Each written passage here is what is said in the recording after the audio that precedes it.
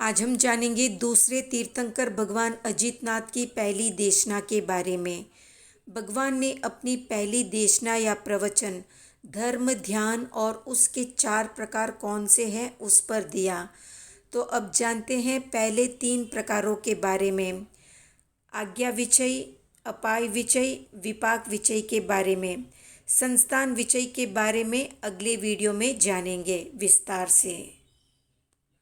तो धर्म ध्यान के पहले प्रकार के बारे में बताते हुए भगवान अजितनाथ फरमाते हैं, जीव अज्ञान से इतने व्याप्त है कि उन्हें हिताहित का वास्तविक बोध ही नहीं होता। जिस प्रकार अज्ञान के कारण जीव कांच को वैडूर्य मणि समझकर ग्रहण कर लेता है, उसी प्रकार इस दुखमय असार संसार को सुखमय एवं सारयुक्त मानता है। अज्ञान के कारण विविध प्रकार के बंधते हुए कर्मों से प्राणियों का संसार बढ़ता ही जा रहा है। कर्मों की वृद्धि से संसार बढ़ता है और कर्मों के अभाव से संसार का अभाव होता है। इसलिए विद्वानों को कर्मों के नाश करने का ही उपाय करते रहना चाहिए। दुर्ध्यान से कर्मों की वृद्धि होती है और शुभ ध्यान से कर्मों का नाश होता है। कर्म मैल को समूल नष्ट करने के लिए शुभ ध्यान ही करना चाहिए। धर्म ध्यान के 4 प्रकार हैं, आज्ञा, अपाय, विपाक और संस्थान विचय। आप्त पुरुषों का वचन आज्ञा कहलाती है। ये आज्ञा 2 प्रकार की होती है। पहली है आगम आज्ञा और दूसरी है हेतुवाद आज्ञा। जो शब्द से ही पदार्थों का प्रतिपादन करता है वो आगम कहलाता है, और जो दूसरे प्रमाणों के संवाद से पदार्थों का प्रतिपादन करता है वो हेतुवाद कहलाता है। आगम और हेतुवाद के तुल्य प्रमाण से एवं निर्दोष कारणों से जो आरंभ हो वो लक्षण से प्रमाण कहलाता है। राग, द्वेष और मोह ये दोष कहलाते हैं। इनको सर्वथा नष्ट करने के कारण अरहत में ये दोष बिल्कुल नहीं होते। इसलिए दोष रहित आत्मा से उत्पन्न हुआ अरहतों का वचन प्रमाण होता है। अरहतों का वचन नए और प्रमाण से सिद्ध, पूर्वापर विरोध रहित, अन्य बलवान शासनों से भी बाधित नहीं होने वाला, अंग, उपांग एवं प्रकीर्ण आदि बहुत से शास्त्र रूपी नदियों के मिलन से समुद्र रूप बना हुआ, अनेक प्रकार के अतिशयों की साम्राज्य लक्ष्मी से सुशोभित, दुर्भव्य, मनुष्यों के लिए दुर्लभ, भव्य जीवों के लिए सुलभ, आचार्य के लिए रत्न भंडार के समान और मनुष्य एवं देवों के लिए सदैव स्तुति करने योग्य है। ऐसे आगम वचनों की आज्ञा का अवलंबन करके स्याद्वाद न्याय के योग से द्रव्य और पर्याय रूप से नित्यानित्य वस्तुओं का विचार करना और स्वरूप तथा पर स्वरूप से सत असत रूप में रहे हुए पदार्थों में स्थिर प्रतीति करना आज्ञा विचय ध्यान कहलाता है। इसके आगे भगवान अपाय विचय ध्यान के बारे में बताते हैं। जिन जीवों ने जिन मार्ग का स्पर्श ही नहीं किया, जिन्होंने परमात्मा को जाना ही नहीं और जिन्होंने अपने भविष्य का विचार ही नहीं किया, ऐसे जीवों को हजारों अपाय यानी विघ्न संकट उठाने पड़ते हैं। जिसका चित्त मोह माया के अंधकार से परवश हो गया है, ऐसा प्राणी अनेक प्रकार के पाप करता है और अनेक प्रकार के अपाय यानी कष्ट दुख सहता है।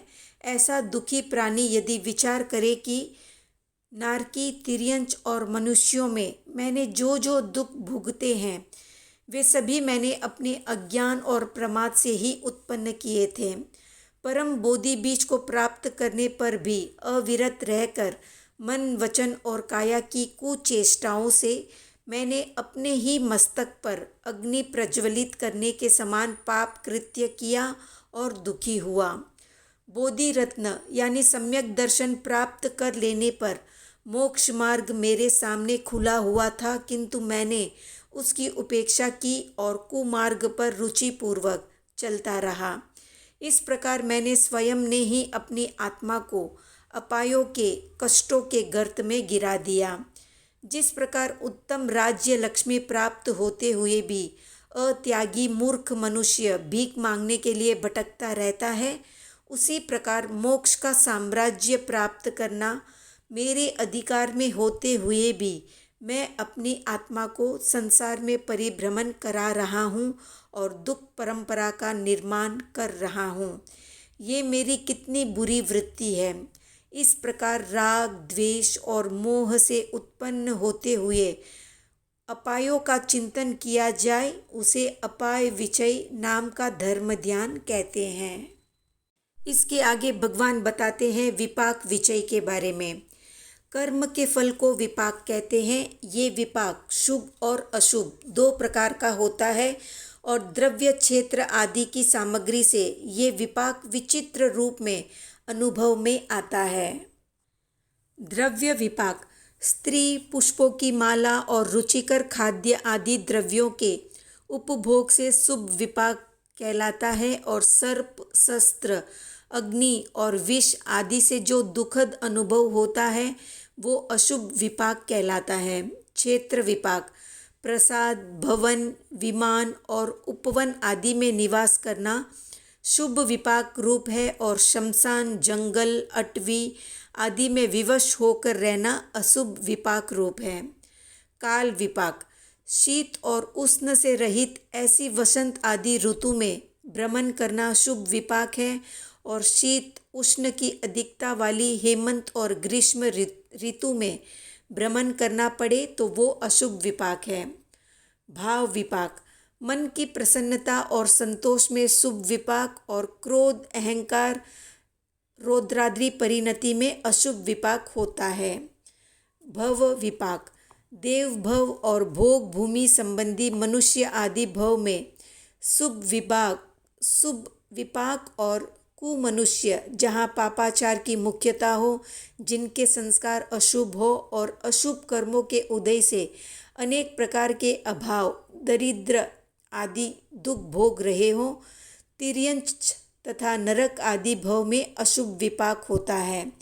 कहा भी है कि द्रव्य, क्षेत्र, काल और भव को प्राप्त कर कर्मों का उदय, क्षय, क्षयोपशम और उपशम होता है।